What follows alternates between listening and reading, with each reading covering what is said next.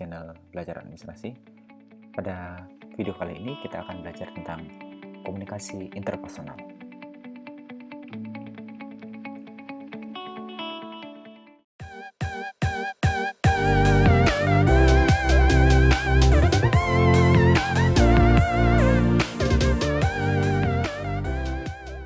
Ada beberapa tujuan pembelajaran yang diharapkan dicapai mahasiswa. Yang pertama, mahasiswa mampu mempelajari konsep tentang komunikasi interpersonal dari sumber belajar. Yang kedua, mahasiswa dapat menyimpulkan konsep komunikasi interpersonal. Dan yang ketiga, mahasiswa mampu membuat analisis dari berbagai artikel tentang hubungan antara komunikasi interpersonal dengan kesuksesan studi. Yang keempat, mahasiswa mampu mempraktikkan proses komunikasi interpersonal. Sebagai gambaran, saya sajikan sebuah video yang menurut saya bisa dijadikan contoh untuk materi ini. Selamat menyaksikan. Halo, Pak Riswandi ya? Sukirman saya. Supriman. Sukirman saya. Supriman.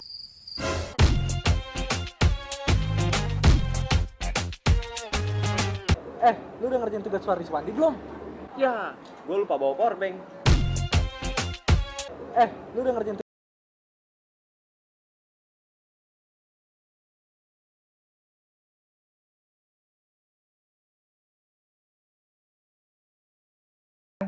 Dari video tersebut, apa sih yang salah yang bisa kita pelajari? Nah, betul sekali jawabannya. Yang pertama, komunikan tidak mampu menerima pesan dengan baik. Jadi, ada sebuah hambatan yang mengakibatkan pesan itu tidak sampai. Yang kedua, komunikator tidak mampu mengirimkan pesan dengan baik dan menarik. Yang ketiga, terjadi hambatan pada media komunikasi yang dipilih. Dan yang keempat, terhalang oleh pemilihan simbol atau bahasa yang salah. Sebetulnya seperti apa sih proses komunikasi yang benar dan tepat itu? Dalam proses komunikasi yang paling sederhana dilakukan oleh dua orang,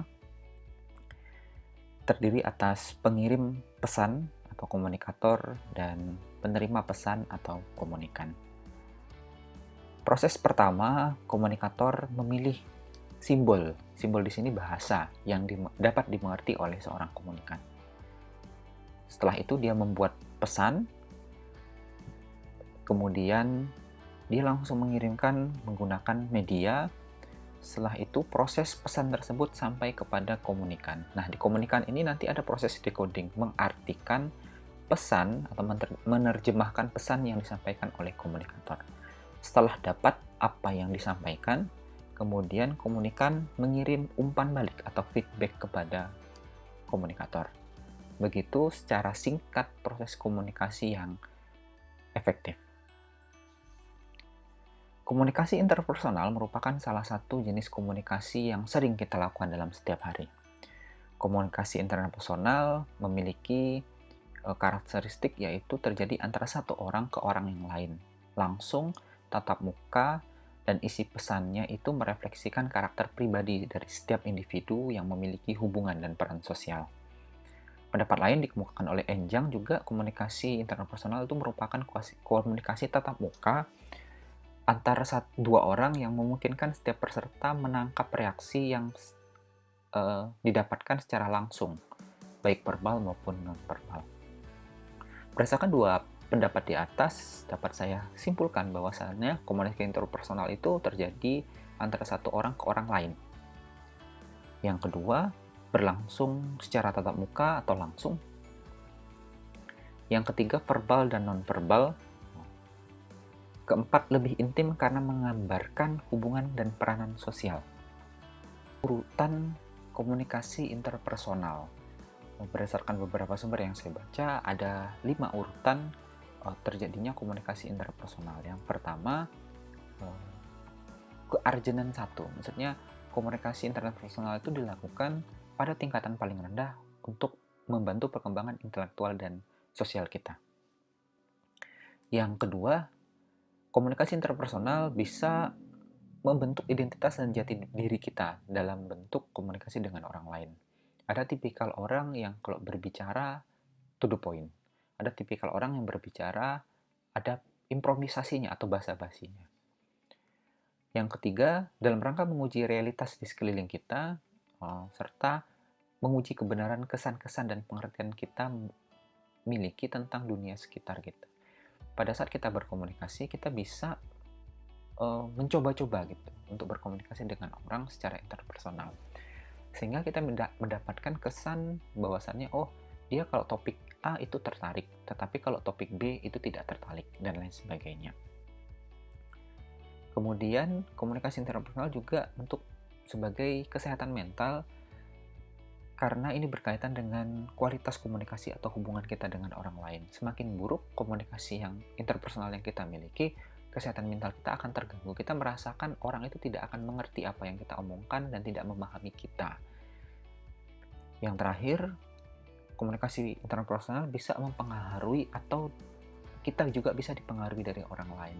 Dengan berkomunikasi, kita mencari sebuah solusi atau second opinion terhadap suatu masalah. Nah, kita bisa saja dimintain pendapat atau meminta pendapat. Bisa juga terpengaruh atau tidak terpengaruh. Di kelima ini, tuntutan yang paling tinggi adalah mempengaruhi dan dipengaruhi, dan tuntutan yang paling rendah adalah membantu perkembangan intelektual dan sosial kita. Nah, apa sih sebetulnya komunikasi interpersonal itu, mengapa dibutuhkan oleh seorang mahasiswa? Ini cukup menarik sebetulnya, karena berdasarkan penelitian yang dilakukan oleh Ahroza tentang hubungan antar komunikasi interpersonal dosen, pembimbing mahasiswa, dan problem fokus coping dengan stres dalam menyusun skripsi. Jadi sederhananya, dia melihat cara atau kemampuan seorang mahasiswa berkomunikasi dengan dosen pembimbing yang akan mempengaruhi tingkat stres dan kelulusannya dalam membuat tugas akhir atau skripsi. Jadi hasil penelitian yang pertama, semakin baik komunikasi interpersonal dan problem fokus coping mahasiswa, maka akan semakin rendah tingkat stresnya dalam menyusun skripsi. Bisa dibayangkan apabila pada saat kita bimbingan, kita tidak mampu menyampaikan pesan yang ingin kita berikan kepada dosen pembimbing, sehingga apa yang ingin kita sampaikan menjadi miss dan tidak bisa ditangkap oleh dosen pembimbing. Kemudian dosen pembimbing pun pada saat mengirimkan pesan ke kita tidak mampu melakukan decoding atau menerjemahkan apa yang diinginkan oleh dosen pembimbing terhadap TA kita. Nah, itu akan menjadi sebuah permasalahan yang besar yang akan menghambat dalam proses pembuatan skripsi. Terus yang terakhir, hasil kedua menunjukkan semakin buruk komunikasi interpersonal dan problem fokus coping, berarti tingkat stresnya itu semakin tinggi. Jadi kita merasa pembimbing itu tidak mengerti apa yang kita omongkan, dan kita juga tidak mengerti apa yang pembimbing omongkan, sehingga tidak klop. Oleh sebab itu, sebuah komunikasi interpersonal itu harus selalu dilatih. Kita akan selalu menggali bagaimana sih cara ngomong dengan orang lain itu dengan baik dan benar. Ada beberapa hal yang dapat mempengaruhi komunikasi internasional supaya bisa berjalan dengan efektif. Di antaranya, saya kutip dari Griffin tahun 2003 dengan judul A First Look at Communication Theory. Yang pertama, sikap positif. Sikap positif itu kata lainnya adalah sikap terbuka. Jadi pada saat kita ngobrol dengan orang lain, sebisa mungkin kita menyerap, mendengarkan, mencermati, dan memberikan kesan positif. Sehingga komunikasi itu bisa terjadi secara alamiah, ya, santai gitu. Jadi pada saat orang ingin mengajak kita berkomunikasi, kita tidak defend dulu, tapi open. Yang kedua, yang terkaitan dengan open, setelah orang memberikan informasi atau pesan, secara ikhlas atau secara mau, kita dapat membuka diri dengan cara memberikan feedback. Kalau dia cerita tentang hobinya dia, oke, kita balas tentang hobinya kita. Dia cerita tentang kesukaannya dia, kita balas dengan kesukaan kita. Jadi kita berusaha untuk membuka diri, melakukan interaksi antara satu orang dengan orang yang lain. Kemudian empati ini berhubungan dengan menurut saya menghargai orang. Jadi pada saat orang bercerita, kita fokus pada titik ceritanya dia, tidak melihat HP, meleng, denial gitu ya, dan lain sebagainya. Dengan kita berempati atau menaruh perhatian terhadap kesusahan, kesenangan, topik yang dia sampaikan, orang akan merasa terikat dengan kita. Kemudian pada saat dia memberi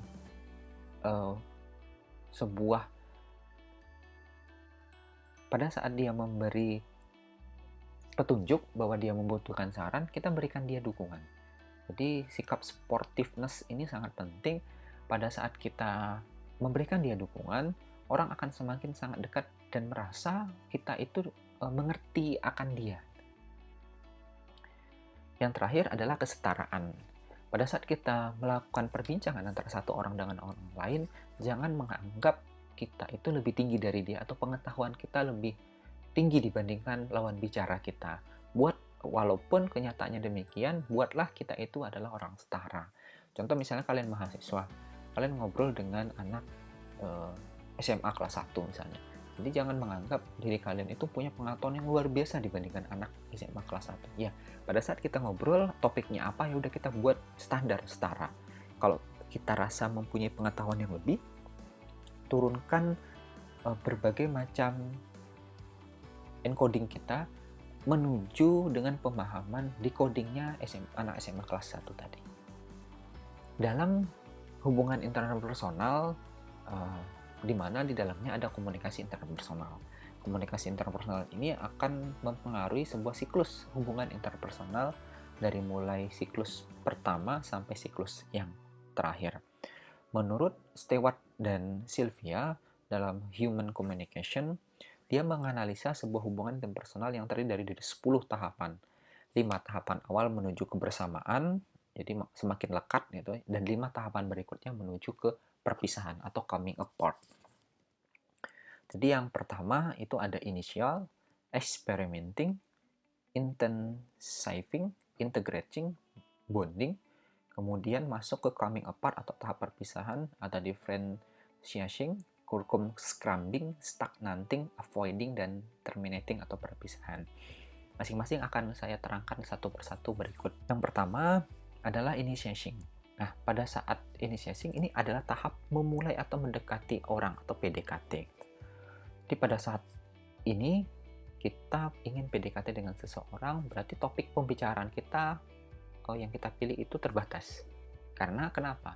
Kita tidak mengenal orang yang akan kita dekati itu secara baik. Sehingga apa yang kita angkat adalah topik-topik yang umum. Tahap kedua, fase experimenting. Itu pasti dimana kita mencoba topik percakapan yang too deep, semakin dalam. Dalam pengertian di sini adalah kita mencoba menggali apa sih hobi dia.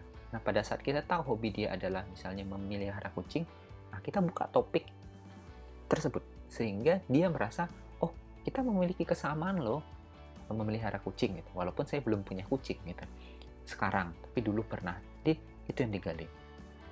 Kemudian ada intensifying atau intensifying.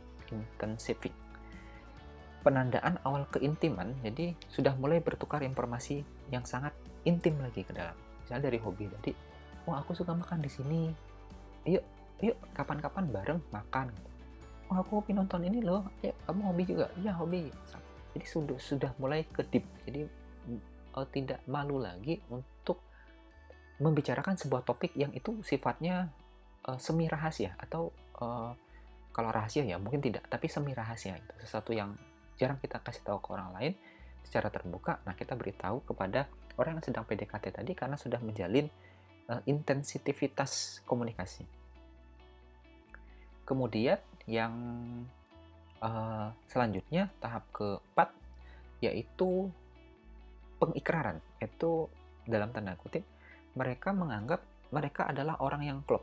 Ya, kalau misalnya dinamakan teman, ya berarti mereka seperti sahabat gitu, sudah masuk ke arah sahabat, kemana-mana berdua misalnya, beli baju berdua, hangout berdua, dan lain sebagainya. Jadi sudah mulai terintegrasi gitu, komunikasinya sudah tidak malu-malu lagi dibandingkan dengan tahap initiation tadi. Kemudian yang terakhir adalah bonding. Bonding itu tahap di mana tahap yang lebih formal bisa berbentuk pertunangan atau perkawinan. Kalau dalam pertemanan, ya bonding ini ya rasa saling memiliki antara satu orang dengan orang lain ya, atau sahabat. Tapi kalau dua jenis kelamin, misalnya cewek cowok, mereka bisa mengikat dalam satu bentuk pertunangan atau perkawinan. Kemudian tahap coming apart atau tahap perpisahan ditandai dengan yang pertama adalah ditemukannya perbedaan-perbedaan yang mulai mereka perhatikan lebih dalam. Jadi pada saat ada titik kejenuhan, mereka mulai mencari cara, oh ternyata kita ini berbeda tuh setelah sekian lama menjalin pertemanan atau persahabatan. Dari differentiating tadi, kemudian masuklah ke siklus selanjutnya, yaitu circumscribing. Tahap di mana kita sudah mengurangi frekuensi untuk saling berkomunikasi. Misalnya dari mulai WA udah mulai berkurang, kemudian like-likean di Instagram sudah mulai berkurang, dan lain sebagainya. Kemudian ada stagnation, yaitu kemerosotan hubungan yang semakin jauh. Biasanya chatting dalam satu hari itu bisa 100 message gitu ya. Berkurang jadi 50, kemudian berkurang lagi menjadi hanya 10-an saja. Yang terakhir avoiding, di mana mereka sudah mulai melakukan taktik untuk menghindari. Jadi kalau diajak ketemuan sudah mulai tidak mau, kalau diajak komunikasi tidak respon gitu, sampai akhirnya di tahap pemutusan hubungan atau terminating. Nah, dari ke-10 siklus ini mungkin kita pernah merasakan siklus 1 sampai 10 misalnya, ya sedang dalam tanda kutip pacaran gitu. Ada tahap PDKT sampai jadian, kemudian menemukan perbedaan, lama kelamaan menjauh sampai akhirnya memutuskan hubungan seluruhnya, misalnya dari mulai media sosial, tidak menyimpan kontak, dan lain sebagainya. Nah, begitulah materi singkat yang bisa saya sampaikan. Semoga bermanfaat. Ketemu lagi di video-video pembelajaran selanjutnya. Terima kasih. See ya.